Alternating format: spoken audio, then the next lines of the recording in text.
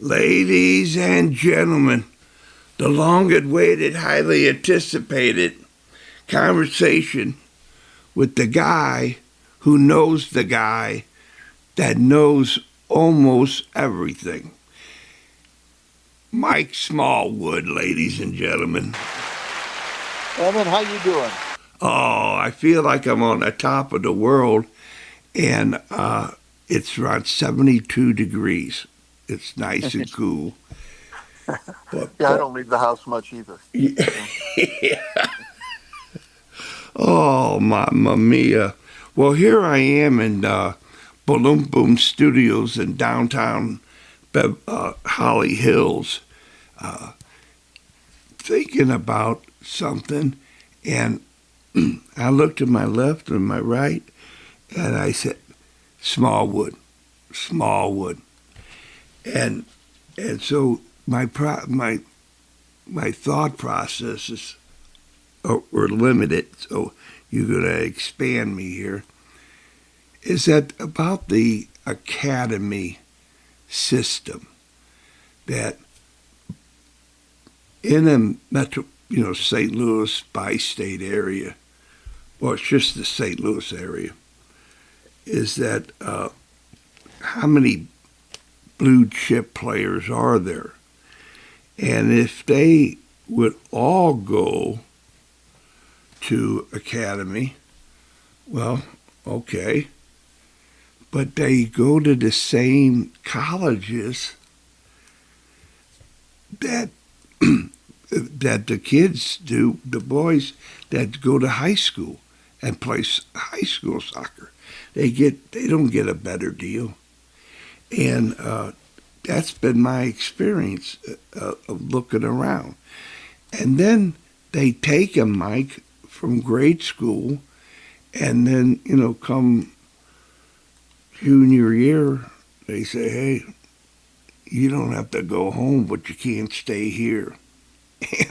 And yeah, and they try to get on the you know all the an emotional and all the baggage that is brought by that. Oh my gosh!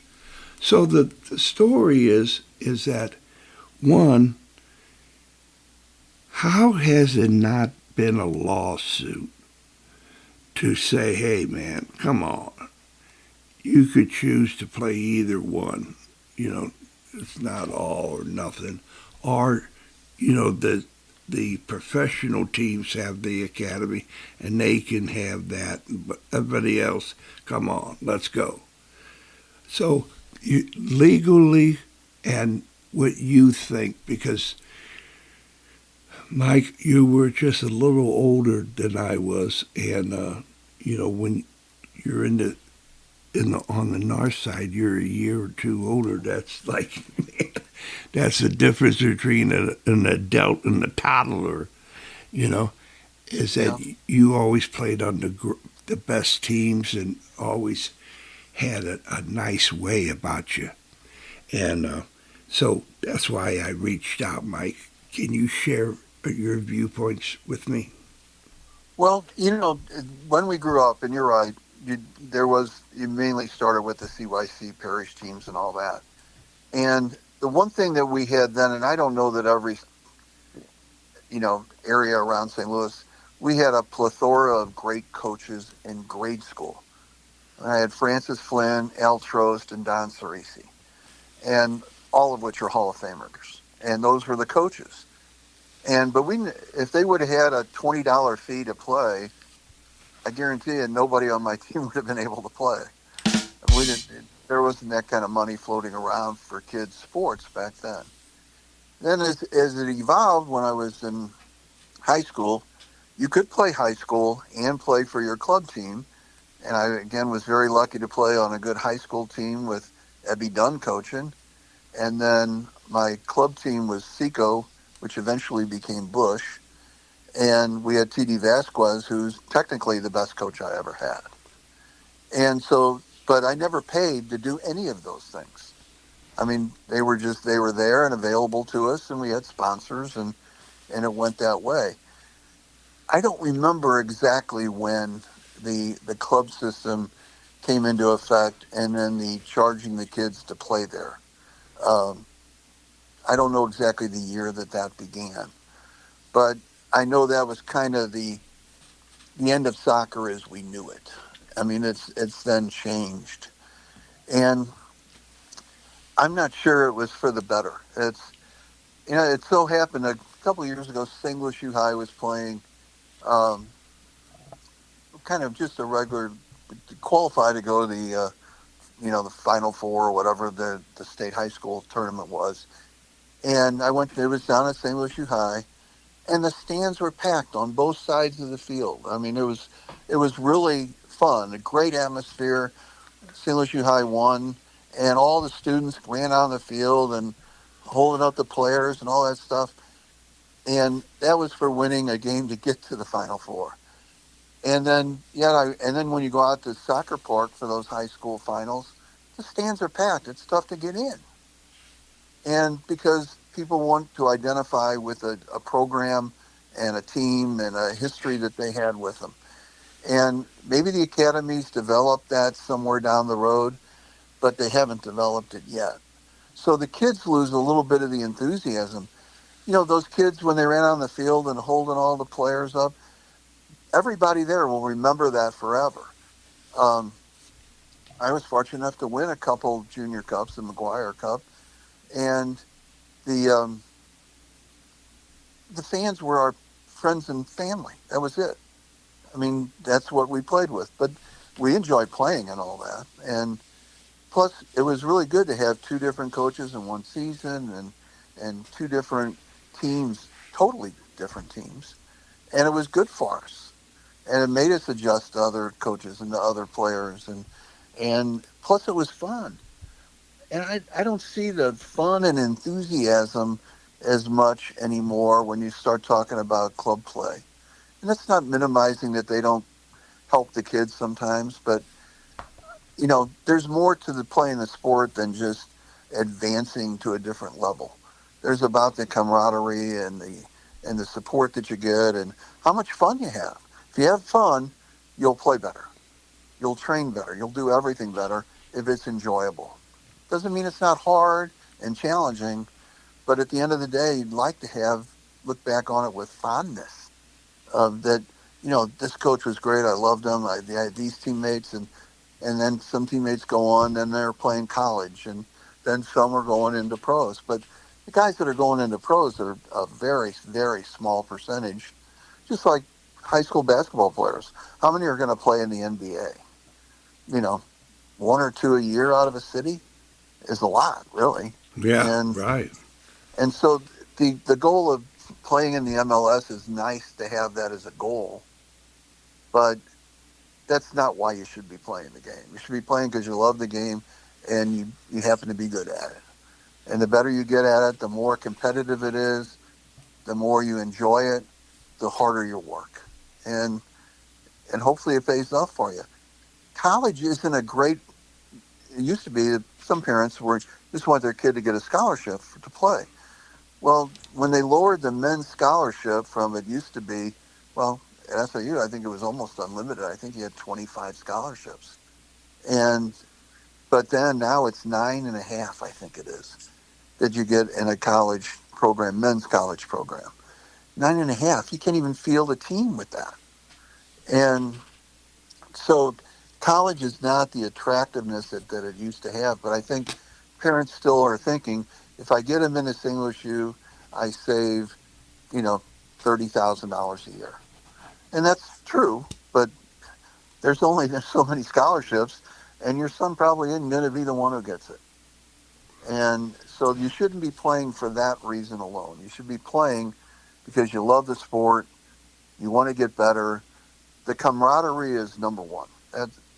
You play with a guy on a team, and you and he will be friends the rest of your life, Yeah, and that's worth more than anything.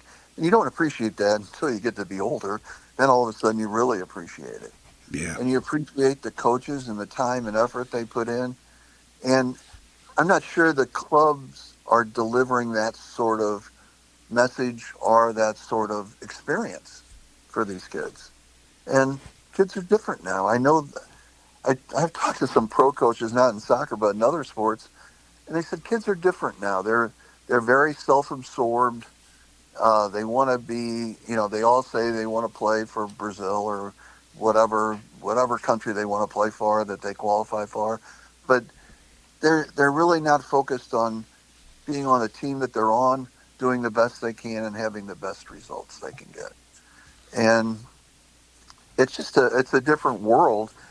And unfortunately, like my dad used to say, I'd start to say, I go, well, here, this is a problem. And he goes, listen, if you don't have a solution, we don't have a problem. That's the way he always dealt with that. And I now appreciate that more now than I did then. Of yeah, no, until you know a solution, you know, you're just bitching. You're just complaining. Wow. Well, here And here it comes, Mike, for like uh, Gus's pretzels sticks. sure, Are you telling me 9.5 scholarships? That's 9.5 people every year, or they you have that for your 4 years that you play, or however many, or is it 9.5 this year? Nine and a it's half, 9.5. huh? I think it's 9.5. You can only have 9.5 scholarship players on your roster. Oh, wow, man. Now, but what happens is, and that's why you've seen an incredible influx of foreign players, because the foreign players aren't on scholarship. They're there based on a sponsorship or some other way. Their parents are paying it or whatever. They want to come to the United States. But there's only 9.5 scholarships that St. Louis U or SIU or UMSL or any of them have to work with. They can pay for 9.5 kids total. Now they break them up. They give half here and half there, Yeah, tuition here, yeah. room and board there, whatever. But they're limited to 9.5, and the coaches have to try to get creative. And Holy, they work on getting kids in academically if that can be. If they come from a certain school, maybe they can get them in academically, and it doesn't count against the scholarships. But it's a different sport now in college soccer than it was in our memories of what we remembered it as holy when SLU cow. had, when SLU had such great teams, and SIU is a good challenger to them, and then Quincy and UMSL Yeah. and all these other schools did really well, and mostly with St. Louis players. And because St. Louis players grew up in a system where not only did you play in a good grade school team and a good high school team, but everything was a pickup game. We had schoolyard games all the time. When's the last time you went by a schoolyard and saw kids playing soccer? Never. I went Never. around I don't. Florida and never seen anybody with a soccer And ball. and I look all the time to see Yeah. if anybody is. And yet the schoolyard at St. Philip every night and every afternoon there were soccer games going on. It's just what we did. Right on, And man. and so maybe that may be one of the reasons we don't dominate the amateurs, anymore like we used to. But we look back and we had all these great players, and why were they great players? Because of the system we were playing in. And I think at least that's what my thought is that Yeah, that's what. yeah, yeah. And So you got it to play. bec- You got to play up or down. yeah, Even right. when you were in grade school, the seventh graders were playing with eighth graders also. Oh, So yeah. one year you're playing up when you're in seventh grade. The next year in eighth grade you're playing down, and you get to try more things, and you're more attuned to what's going on. And it was just a great system, and it worked. And then you add in great coaches and great training things. I see these guys. They claim that well, we're going to do these short-sighted games, and Francis Flynn was doing that when I was 10 years old. Right. And so, I mean, we've been doing those type of things in coaching in St. Louis to way back when I was a kid, which now is a very long time ago. And but I don't see that anymore. I don't see the clubs training that way. And plus, I was talking with a guy from the national team, um, and I said, "Who's the toughest guy we got?" And he didn't know. who the toughest guy was. And I go, when we played, there were a lot of tough guys. He goes, that's because they grew up in the schoolyard where you had to defend yourself and you had to be physical or you weren't going to get to play. And they don't, now it's every time there's a practice for the club teams or whatever, there's coaches there, there's parents there, there's assistants, there's all, we never had those things, but we learned how to handle it ourselves. If you're playing Argentina and they go after your best player, you go after Messi. That's the way it was. Mm. And now I watch our national team, and there's nobody on there that scares you. That's for sure. Yeah, And and very few onshores American bred type of player that they don't go through college. They're yeah, no, from yeah, European descent of some sort to come on to America. I mean, Tim Ream was he was the only one, and he's been the only one. He's 40 something years old that came, from St. Louis, rose up through the college, played European ball and national team, and blah blah boom. But that whole system seems to be fading, and here I am. I think I might have to hang my cap on this. Is I don't have a solution, so I shouldn't be having a problem. well, it's okay for us to ask questions. Then that's still okay. Okay. It's when you just randomly complain. That's when you're not being much help. But if you're asking serious questions about it, is Yeah. like how do we make it better? What do we do? And that answer to me is not clear at all because great soccer minds around the world can't get their own nations on board Right. exactly how to do it. And maybe something about different generations. It could be a lot of things. And I don't know what it is. And the club system is great. I mean, I played for a club team and it was a fabulous experience. Oh It yeah. it helped. And in all honesty, my club team would have beat the hell out of my high school team. But but I Yeah. had more fun, as much fun as you could have playing for my high school team, Yeah. and having a level of success there.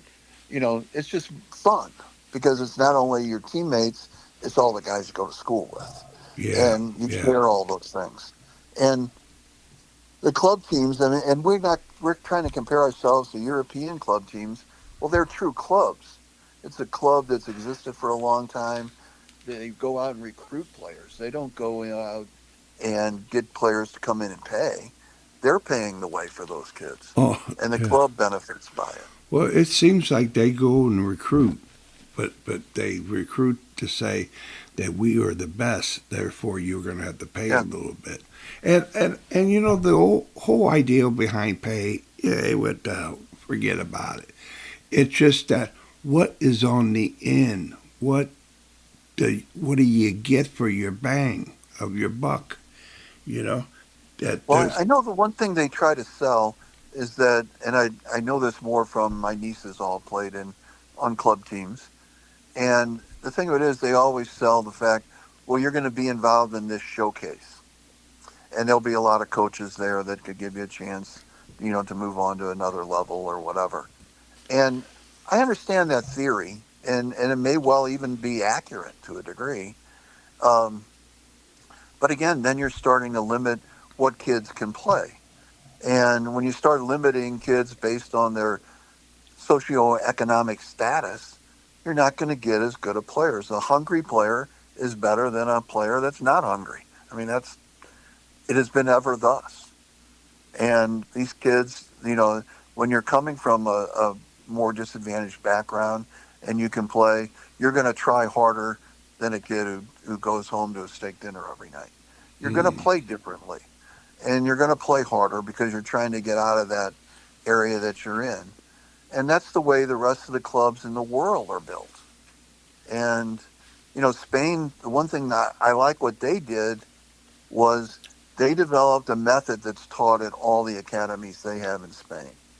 They have a theory of how to play the game. And they marched that across all those levels. So that from the time you first get into a club system there, this is the way we play in Spain. If you want to play for Spain, this is what you're going to have to do. And it's clear to the kids, it's clear to the coaches, and you don't have 500 different opinions as to what should be done. And they were able, I think that's a problem in other nations, and certainly in ours. I mean, everybody wants their kid to play, regardless of if he's the best kid or not. They want their kid from the East to play, or the kid from the West or Midwest or whatever. And that's not the way to pick a team, as Herb Brooks showed a long time ago in hockey.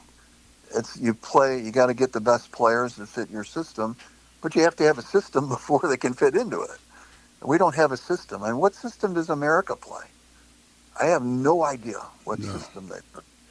And I just watched them in the World Cup. I still don't know what their theory no, is. you don't. Yeah. And We don't have a so, solution. We got just problems. We don't have a yeah. problem. Yeah. So Well, I don't even know if you asked me who I would put in charge. I don't know who it would be. no, But everything. It's just it's there. It's kind of like Missouri, the show me state. And I tell you, I would hope that someday there would be a group of players that say, "Hey, this is how we're going to do it," and have an argument to make it happen. So anyway, here comes to there is that it was an attempt to get it right, and you itched me further along the line to that. I'm going to have to start thinking a little bit more. This is critical thinking. This is not just your north side genius. So thank you for your time, and you know that I know this is a custom at Whale Certified is to say, hey, Mike, whatever you want to say to who you ever want to say it to for as long as you want to say it for. well, two quick things.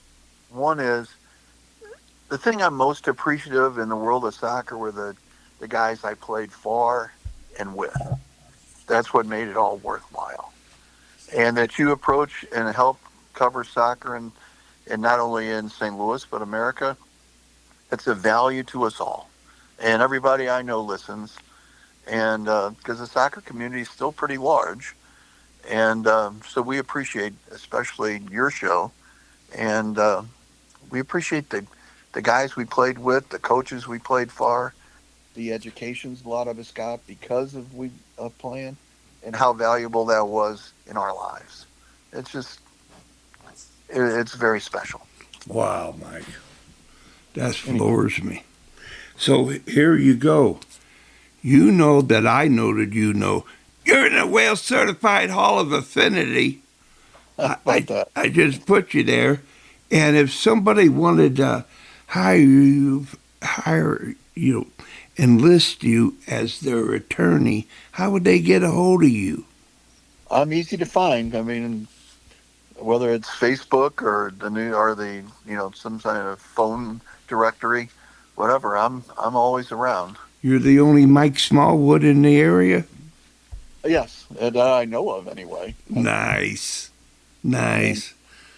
Oh, so I'm pretty easy to find. So and under full disclosure, many of the law for civil and criminal cases, they have sure. soccer players that are together, and we stick it together.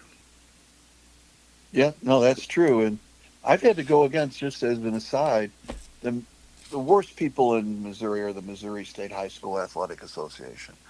They are Mm, probably the worst people in Missouri for sure. yeah. And I've had to sue them several times over the years, for various players in various sports, Wow. and because they treat especially St. Louis people inappropriately. And I don't know what their particular bias is, but whatever it is, they need to change, and they haven't changed one bit since I was a kid. So Well, P.S. in closing, didn't the governor sign something to open the area? I don't know about. Okay. It may be. I just don't know. Okay. Well, Mike, anybody that's got a soccer problem, call Mike. Okay. He's well certified. As long as you don't want to borrow money, you can call me anytime. Thank you. All right, Mike. All right, Kev. Thank Take you for care. your insight. Thank Well, you. thank you. Take care. Bye bye.